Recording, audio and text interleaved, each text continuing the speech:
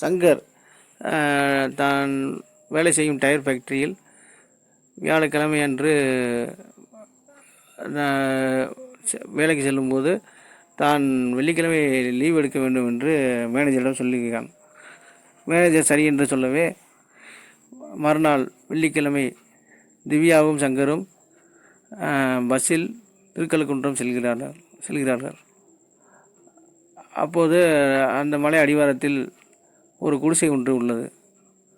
அந்த குடிசையில் ஒரு கிழவன் ஒன்று இருக்கிறான். என்னம்மா இன்னைக்கு வந்திருக்கீங்க? பௌர்ணமி அன்னைக்கு அமாவாசை அன்னைக்கு வந்தால் தான் எனக்கு கூட்டம் ஜாஸ்தியாக இருக்கும், இன்றைக்கி வந்திருக்கீங்களே என்று சொல்கிறார். இல்லை, நாங்கள் சும்மா சாமி பார்த்துட்டு விட்டு செல்கிறோம் என்று இருவரும் செல்கிறார்கள். மலை மேல் ஏறி நடந்து கால் வலிக்க நடந்து மேல் செல்கிறார்கள்.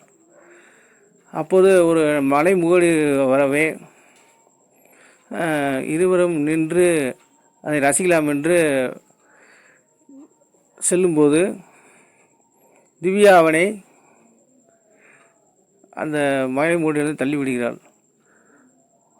அந்த மலை இடுக்கிலிருந்து அவன் அண்ணன் நவநீதனும் வருகிறான். இருவரும் சேர்ந்து அவனை கையை திருகிறார்கள். அவன் கை வலிக்கவே, இல்லை என்னை என்ன இருக்க இப்படி செய்கிறீர்கள், என்னை விடுங்கள், இல்லை நான் உங்களை என்ன செய்வேன் என்று பாருங்கள் என்று கத்துகிறான். ஆனாலும் அவன் அந்த மலையிலிருந்து தள்ளிவிட்டு விடுகிறார்கள். இருவரும் சிரித்து கொண்டே மலை மூட்டிலிருந்து பார்க்கிறார்கள். அவனுடைய உடம்பு பாறையில் உருண்டு ஒரு மரக்கிளையில் பட்டு தொங்கிக் கொண்டிருக்கிறது.